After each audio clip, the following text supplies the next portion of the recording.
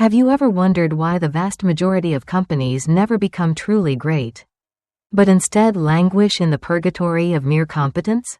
We are conditioned to believe that the enemy of the great is the bad, the incompetent, or the disastrous, but the sensational, counterintuitive truth revealed in Jim Collins's 5-year research odyssey, Good to Great, is that the enemy of the great is the good. We do not have great schools because we have good schools. We do not have great governments because we have good governments. Few people attain great lives precisely because it is so easy to settle for a good life. This realization strikes with the force of a revelation. Good is not the stepping stone to great, it is the barrier. The narrative begins in a research laboratory in Boulder, Colorado, where Collins and his team of researchers embarked on an archetypal treasure hunt. They were looking for a specific, almost mythical creature, the company that defied the laws of business gravity. They sifted through 1.435 companies, looking for those that had performed at or below the general stock market for 15 years. And then, at a transition point, cumulatively returned at least 3 times the market over the next 15 years. They found only 11. These 11 companies were not the ones you would expect. They were not the darlings of the media. They were the ugly ducklings that quietly transformed into swans while the world was watching the peacocks. The story of Good to Great is the story of what happened inside that black box of transformation. The first curtain rises on a character who defies every stereotype of the modern corporate hero. We expect a charismatic visionary, a larger-than-life personality who rides in on a white horse to save the day. Instead, we meet Darwin Smith. When Smith was named CEO of Kimberly-Clark, the old paper company was languishing. Its stock had fallen 36% behind the market over the previous 20 years. Smith himself was an unpretentious man who looked more like a farm boy than a titan of industry. He was shy, awkward in social situations, and lacked the swagger of a celebrity CEO. He was a lawyer who had once been told he would never make it in the business world. But underneath this unassuming exterior lay a stoic, almost terrifying will. Darwin Smith possessed the ferocity of a badger. Shortly after becoming CEO, he was diagnosed with nose and throat cancer and told he had less than a year to live. He informed the board that he was not dead yet, and he had no intention of dying soon. He commuted weekly from Wisconsin to Houston for radiation therapy and lived for another 25 years. Creating one of the greatest corporate transformations in history. The pivotal moment of Smith's leadership, and the defining moment for Kimberly-Clark, came when he looked at the brutal facts of the company's existence. Kimberly-Clark was a paper mill company. They made coated paper. It was a good business, a safe business, but Smith realized it was a business with no future. He looked at the consumer products division, brands like Kleenex, and saw a diamond buried in the rough. In a move that Wall Street analysts called stupid and the business press called suicidal, Darwin Smith decided to sell the mills. He sold the history of the company. He sold the very machines that made the paper. He took the proceeds and threw them into a do-or-die battle against the giants of consumer products, Procter & Gamble and the Scott Paper Company. It was the business equivalent of burning the ships upon reaching the shore. There was no retreat. If they failed, the company would die. But they didn't fail. Under Smith's quiet, steely guidance, Kimberly-Clark beat Procter & Gamble in 6 of 8 categories and generated cumulative stock returns 4.1 times the general market, beating Hewlett-Packard, Coca-Cola, and General Electric. This narrative arc introduces the concept of level 5 leadership. The analysis reveals a shocking dichotomy. The leaders of the comparison companies, those that failed to become great, were often level 4 leaders, effective, charismatic, and egocentric. They were the genius with 1,000 helpers. They set the vision, and the organization existed to execute their will. When they left, the company crumbled. Darwin Smith was a level 5 leader. He possessed a paradoxical mix of personal humility and professional will. He was ambitious, but his ambition was first and foremost for the institution, not for himself. When the company succeeded, level 5 leaders looked out the window to credit factors other than themselves, luck, the team, the market. When the company failed, they looked in the mirror and took full responsibility. The gargantua leaders of the comparison companies did the opposite. They looked in the mirror to preen when things went well, and looked out the window to blame bad luck when things went wrong. The lesson is clear. Charisma can be a liability. The most effective leaders are often those who are constitutionally incapable of boasting, yet possess an incurable need to produce sustained results. With the leader in place, the narrative shifts to the vehicle itself, the bus. Conventional wisdom dictates that a new CEO should set a new vision and then find the people to execute it. Vision first, people second. The study shattered this myth. The executives who ignited the transformations from good to great did not figure out where to drive the bus and then get the people to take it there. No, they first got the right people on the bus, the wrong people off the bus, and the right people in the right seats, and then they figured out where to drive it.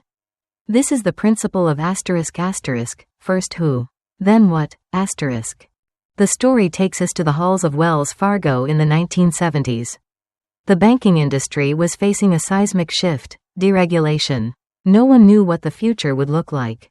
It was a fog of uncertainty. Dick Cooley, the CEO of Wells Fargo, knew that he couldn't predict the future, but he could predict that he would need the most adaptable, intelligent, and driven people to navigate it. He began to hire the best people he could find, regardless of whether he had a specific job for them. He famously said, "That's how you build the future. If I'm not smart enough to see the changes that are coming, they will, and they'll be flexible enough to deal with them." Contrast this with Bank of America, which followed the "genius with 1,000 helpers" model. Their CEO had a vision, but he surrounded himself with weak generals who waited for orders. When the storm of deregulation hit, Bank of America lost billions, while Wells Fargo soared. The narrative emphasizes the ruthlessness required to get the wrong people off the bus. This is not about cruelty, it is about rigor. The study found that letting the wrong people hang around is unfair to the right people, as they invariably end up compensating for the inadequacies of the others. The good to great leaders were rigorous, not ruthless. To be ruthless is to hack and cut without consideration, often to save the ship in a crisis. To be rigorous is to apply exacting standards at all times, especially when things are going well. The analysis here delivers 3 practical disciplines. 1. When in doubt, don't hire, keep looking. Great companies would rather leave a seat empty than fill it with the wrong person. 2. When you know you need to make a people change, act. The moment you feel the need to tightly manage someone, you've made a hiring mistake. 3. Put your best people on your biggest opportunities, not your biggest problems. The comparison companies did the opposite, burying their best talent in fixing their worst failures. As the bus fills with the right people, the atmosphere changes. We enter a climate where the truth is heard. This leads to the third major concept: confront the brutal facts, yet never lose faith.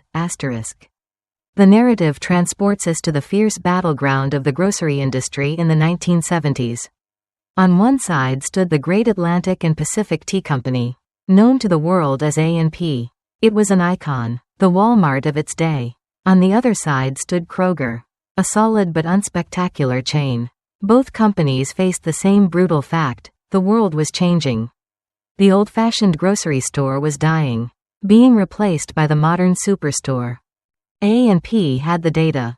They knew the customers wanted bigger stores, more variety, and lower prices, but the leadership of A&P was trapped in a culture of denial. They loved their old business model. They tried to create a middle ground, opening slightly larger stores but clinging to their old identity. They put their heads in the sand. They ignored the brutal facts because the facts were painful. They held pep rallies to boost morale while the ship was sinking. Kroger, on the other hand, looked the brutal facts in the eye. They conducted tests. They realized that for every superstore they opened, they would have to close several old stores. They realized they would have to shrink to grow. It was a painful, bloody process. They had to fire people. They had to close beloved locations. But they did not flinch. They accepted the reality that the old world was gone. They completely transformed their fleet of stores. The result? A&P began a long, agonizing slide into irrelevance, while Kroger rose to become the #1 grocery chain in America. The psychological core of this segment is the *Stockdale paradox. Jim Collins named this concept after Admiral Jim Stockdale, the highest-ranking United States military officer in the Hanoi Hilton prisoner of war camp during the Vietnam War. Stockdale was tortured over 20 times. He had no rights, no release date, and no certainty that he would ever see his family again. Collins asked Stockdale, "Who didn't make it out?" Stockdale replied, "Oh, that's easy, the optimists." The listeners lean in, confused. Shouldn't the optimists survive? Stockdale explained, the optimists were the ones who said, "We're going to be out by Christmas." And Christmas would come, and Christmas would go. Then they'd say, "We're going to be out by Easter." And Easter would come, and Easter would go, and then Thanksgiving, and then it would be Christmas again. And they died of a broken heart. Stockdale then grabbed Collins by the shoulders and delivered the lesson that defines the good to great mentality. You must never confuse faith that you will prevail in the end, which you can never afford to lose, with the discipline to confront the most brutal facts of your current reality, whatever they might be. The good to great companies lived this paradox. They never believed they would fail. They had an unwavering faith that they would find a way to greatness. But they simultaneously had the discipline to look at the spreadsheets, the market data, and the customer feedback, and say, "This is not working. We are bleeding. We are wrong." They did not filter the truth to protect the CEO's feelings. They created a culture where the truth was heard. They used 4 basic practices to do this. 1. Lead with questions, not answers. The leaders didn't say, "Here is the strategy." They asked, "Why are we doing this?" 2. Engage in dialogue and debate, not coercion. The boardroom should be a loud, argumentative place where the best idea wins. 3. Conduct autopsies, without blame. When a mistake happens, finding the cause is more important than finding the culprit. 4. Build red flag mechanisms. Information must reach the top before it is too late. The first 10,000 characters have laid the foundation. We have the driver, level 5 leader. We have the team, first who. And we have the map, or rather, the willingness to look at the map even when it shows we are driving off a cliff, brutal facts. But a bus full of humble people looking at ugly data is not enough to create greatness. They need a direction. They need a strategy that is not just a plan, but a crystalline concept of understanding. The story prepares to pivot to the hedgehog concept, the culture of discipline, and the technology accelerators that act as the engine of the bus. We are about to leave the realm of people and psychology and enter the realm of strategic clarity, where the complex world is simplified into a single, organizing idea that guides every decision. If a man chases 2 rabbits, he catches neither. This ancient proverb is the prologue to the central mystery of the book's second movement. We are conditioned to believe that the world belongs to the complex, the sophisticated, and the cunning. We admire the foxes, the brilliant strategists who see the world in all its nuance, who pursue many ends at once, who are constantly scanning the horizon for the next big thing. But Jim Collins's research unearthed a sensational, almost insulting truth. The leaders of the good to great companies were not foxes. They were hedgehogs.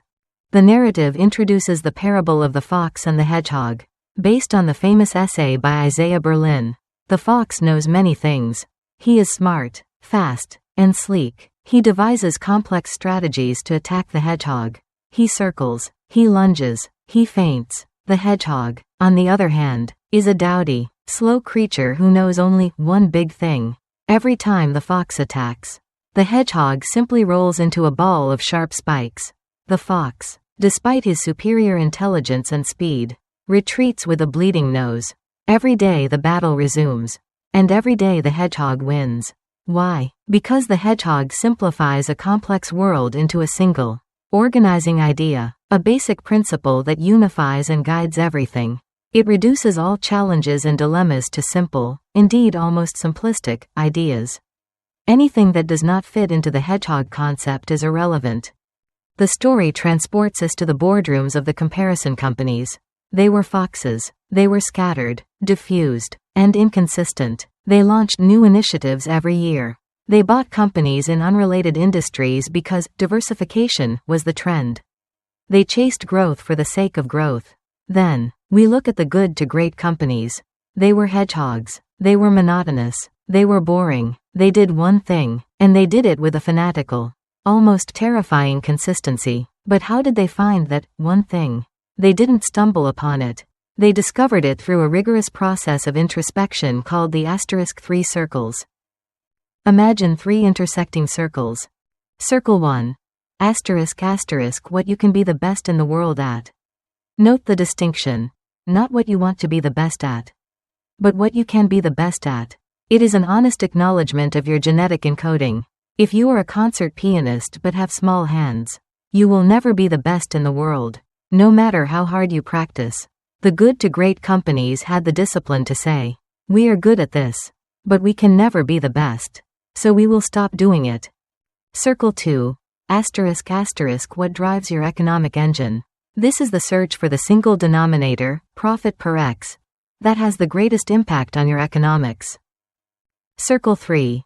***, what you are deeply passionate about.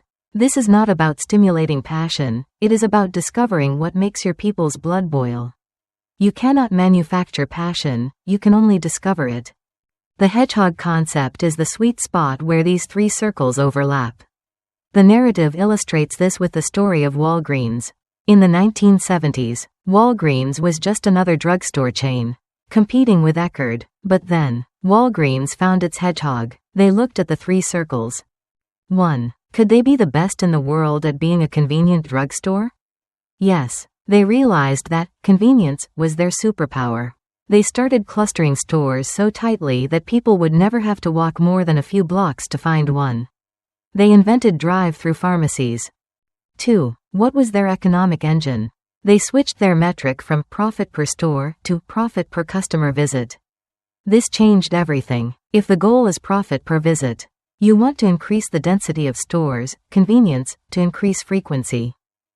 3. Were they passionate about it? Yes. They had a culture of service. Meanwhile, Decode was a fox. They bought a video rental chain. They bought a food service company. They wandered into industries where they had no expertise, no economic logic, and no passion. Walgreens, the boring hedgehog, beat Decode, the clever fox, by a cumulative stock return of 15-1. The analysis of the hedgehog concept reveals that it is not a goal to be the best, but an understanding of what you can be the best at. It is an act of supreme clarity. It requires the courage to ask, just because we are making money at it, does that mean we can be the best at it? If the answer is no, the good to great company stops doing it. This leads to the council. The research found that good to great companies didn't find their hedgehog concept in a weekend retreat. It took an average of 4 years. They created a council, a group of the smartest people in the company, who met periodically to debate the 3 circles. They argued, they fought, they looked at the brutal facts. They asked, do we really understand our economic engine? They didn't stop until they had a crystal clear answer. With the hedgehog concept in hand, the narrative pivots to the next major discipline, a culture of discipline, ***. This is the magical alchemy that allows a company to act with the creativity of an entrepreneur and the discipline of a bureaucracy. The story begins with a paradox. Startups have culture, creativity, but no discipline. As they grow, they trip over their own feet. Chaos ensues. To fix the chaos, they hire professional managers who institute bureaucracy, rules, procedures, handbooks. The bureaucracy kills the entrepreneurial spirit. The creative people leave. The company becomes mediocre. The good to great companies avoided this death spiral. They built a culture of discipline. This does not mean a culture of tyranny. It means getting disciplined people, level 5 leaders, engaging in disciplined thought, hedgehog concept, and then taking disciplined action. When you have these 3, you don't need hierarchy, you don't need bureaucracy, you need freedom within a framework, The narrative uses the analogy of an airline pilot. The pilot operates within a strict framework, air traffic control, safety checklists, flight path. He cannot just decide to fly to Hawaii because he feels like it. But within that framework, dealing with turbulence, landing in a storm, he has total freedom and responsibility. The most sensational example of this discipline is the story of Dave Scott, a 6-time Ironman triathlon winner. In training, Dave Scott would ride his bike 75 miles, swim 20.000 meters, and run 17 miles. But the detail that shocks the listener is this. Dave Scott would rinse his cottage cheese before eating it to wash off the excess fat. He did not have a coach standing over him with a whip. He rinsed the cottage cheese because he believed that every ounce of fat was an obstacle to his goal. That is the culture of discipline. It is not about a tyrant forcing people to work hard. It is about a culture where people are so committed to the hedgehog concept that they rinse their cottage cheese without being asked.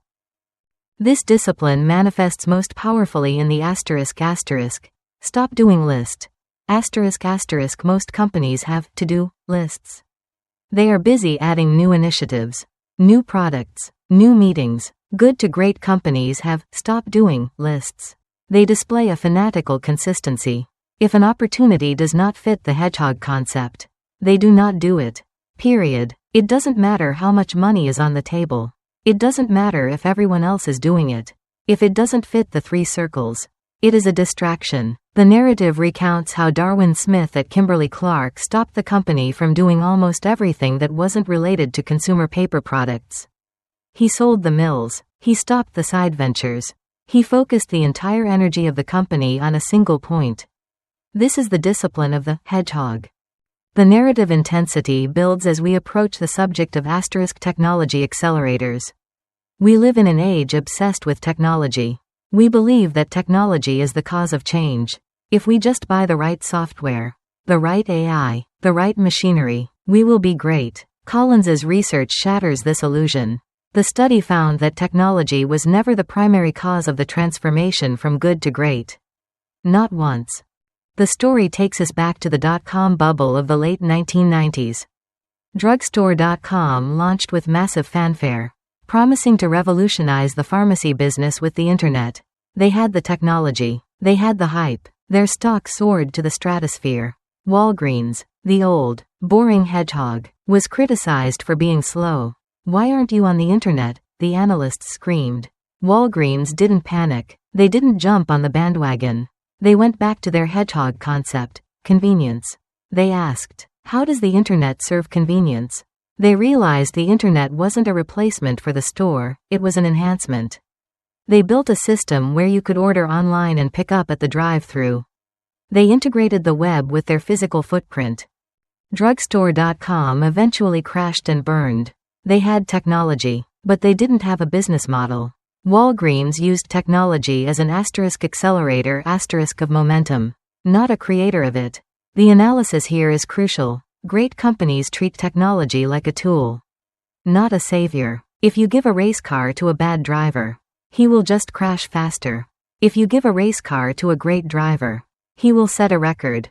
Technology accelerates what you already are. If you are undisciplined, technology will accelerate your chaos.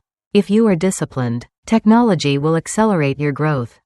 The good to great companies were pioneers in the application of technology. But they did it differently. Kroger was the first to use barcode scanners.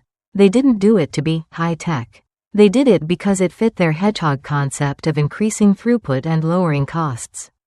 They didn't talk about the technology, they talked about the results. The comparison companies, on the other hand, acted like fearful teenagers. They adopted technology because they were afraid of being left behind. They reacted to the fear of missing out, FOMO.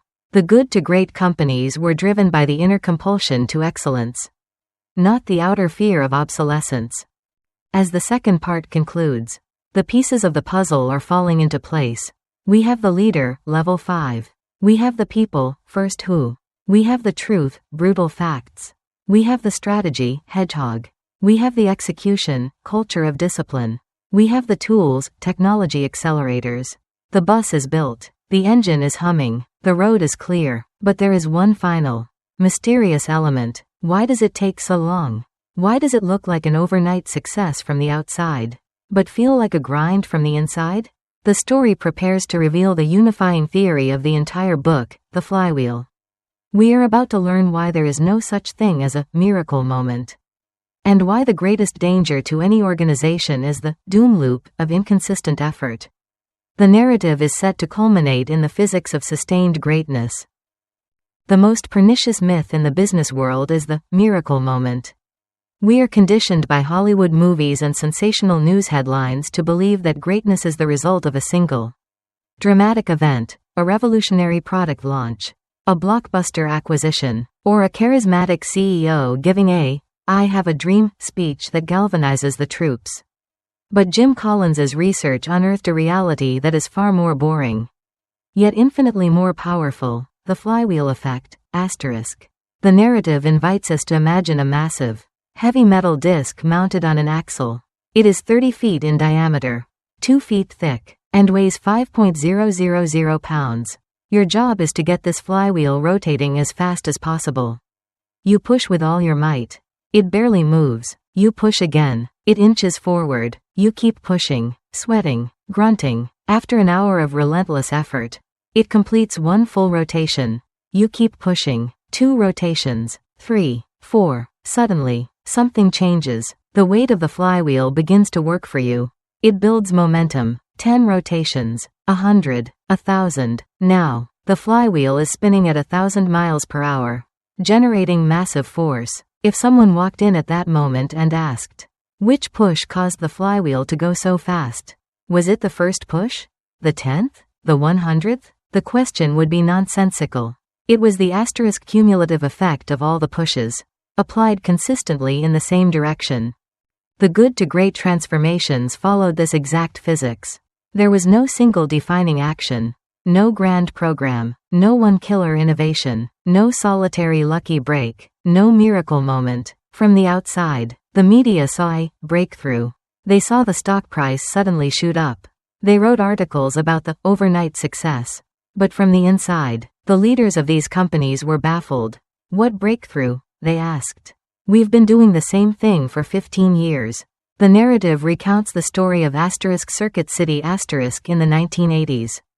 Before it became a giant, it was a mediocre appliance store. They didn't suddenly invent the concept of the consumer electronics superstore. They experimented. They pushed the flywheel. They opened a few stores. They tweaked the model. They opened a few more. They improved the inventory system. They pushed. And then, the momentum took over. The comparison companies, however, did not understand the physics of the flywheel. They fell into the doom loop. The doom loop is the tragic inverse of the flywheel. The narrative takes us to the boardroom of Warner Lambert, a direct competitor to Gillette, while Gillette was quietly pushing its high-tech shaving flywheel for decades. Warner Lambert was frantic. They were looking for the magic bullet. Every few years, they would hire a new CEO. The new CEO would come in, stop the flywheel, and try to push it in a completely different direction. We are a consumer health company. Push. No immediate results. No. We are a pharmaceutical company. Stop. Push the other way. No. Let's acquire a candy company. Stop. Push sideways. The result was a company that expended massive amounts of energy but generated zero momentum. They were trapped in a cycle of reaction. They reacted to Wall Street's demands for short-term growth. They reacted to the latest management fads. They reacted to their own fears. The analysis here reveals a terrifying truth.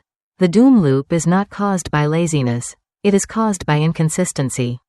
It is the program of the month syndrome, where employees roll their eyes and say, "Here we go again," knowing that this new strategy will be abandoned in 6 months just like the last one. The comparison companies frequently tried to skip the build-up and jump straight to the breakthrough. They used acquisitions as a substitute for momentum. They bought growth because they couldn't create it. The narrative describes this as buying a bigger flywheel. But if you don't know how to push the first flywheel, buying a bigger one just makes you fail faster. The good to great companies used acquisitions differently. They used them as an accelerator of the flywheel, not a creator of it. They only bought companies that fit perfectly into their spinning hedgehog concept. When Wells Fargo acquired Crocker Bank, it wasn't a desperate gamble, it was the logical next push in a flywheel that was already spinning at maximum velocity. The acquisition was digested smoothly, adding mass to the momentum without disrupting the rhythm. The narrative intensity builds as Collins integrates the findings into a cohesive whole. The listener realizes that the concepts are not isolated tactics, they are a system. Level 5 leadership * gets the right people on the bus, first who? The right people confront the * brutal facts. Facing the facts leads to the * hedgehog concept. The hedgehog concept creates a * culture of discipline. The discipline pushes the * flywheel. And the flywheel generates the * momentum * that makes the company * great. It is a chain reaction. Remove one link, and the chain breaks. But the story does not end with business mechanics. It transcends into the realm of human existence. The final chapter of the book addresses the question, * why greatness, *? Why bother? Why not just be good? Is the payoff worth the pain? Collins argues that the question is flawed. Greatness is not a function of circumstance. Greatness, it turns out, is largely a matter of * conscious choice. The leaders of the good to great companies did not become great because they wanted to be rich. They became great because they literally could not imagine living any other way. They were driven by an inner standard of excellence that had nothing to do with the outside world. The narrative introduces the concept of **, meaningful work, **. The people on the good to great buses were not miserable workaholics. They were energized. They were having fun. Why? Because they were doing work they loved, with people they loved and respected. Collins argues that the definition of a great life is identical to the definition of a great company. It is about finding your hedgehog concept. It is about simplifying your life down to what you are passionate about, what you are genetically encoded to be best at, and what drives your economic engine. When you find that intersection, work ceases to be work. It becomes a craft. It becomes a calling. The analysis of the good to great journey reveals that it is, at its heart, a spiritual journey. It is the rejection of the good enough. It is the refusal to accept the path of least resistance. It is the understanding that a life of mediocrity is a life of wasted potential. The level 5 leader is not just a better manager, they are a more evolved human being, one who has conquered their ego in service of something larger than themselves. The hedgehog concept is not just a strategy, it is a path to self-knowledge. The flywheel is not just a business tool, it is a metaphor for the compounding returns of character. As the narrative draws to a close, Collins connects Good to Great to his previous masterpiece, Built to Last. He posits that Good to Great is actually the prequel. You must first apply the Good to Great principles to get the flywheel spinning and achieve sustained results. Once you have that momentum, you can then apply the * Built to Last principles, core ideology. Big, hairy, audacious goals, to turn that greatness into an enduring legacy that lasts for a century. The good to great companies are the startups of the soul, the built to last companies are the cathedrals of the spirit. The final image is of the reader standing at the edge of a cliff, looking out at the landscape of their own life or organization. They see the easy path, the path of the fox, the path of the doom loop, the path of the good. It is seductive. It promises quick wins and celebrity. But then they look at the hard path, the path of the hedgehog, the path of the flywheel, the path of the great. It is steep. It is quiet. It is lonely at first. But it is the only path that leads to a view worth seeing. The realization settles in. Greatness is not a destiny reserved for the chosen few. It is a choice available to anyone with the discipline to push the flywheel. Turn by turn, day by day, year by year. Analyze the ultimate meaning that the book intends to convey. * Good to Great is a manifesto for disciplined excellence. * Jim Collins's core message is that greatness is not a matter of luck, circumstance, or genius, it is a matter of discipline. It posits that the enemy of greatness is not failure, but the acceptance of competence. The book serves as a physics textbook for business, replacing the superstition of management fads with the immutable laws of human performance. The final lesson is one of existential agency. You have the power to build something great. Whether it is a company, a department, or a life, but only if you are willing to submit to the rigorous discipline of the flywheel. The climax of this journey leads to a state of quiet confidence. The seeker moves from being a hunter of trends to a builder of momentum. They realize that the media celebrates the noise, but history rewards the signal. The journey ends with the understanding that the push is the point. The joy is not just in the speed of the flywheel, but in the shoulder against the wheel, in the company of others who care just as much as you do. Greatness is not a function of circumstance. Greatness, it turns out, is largely a matter of conscious choice.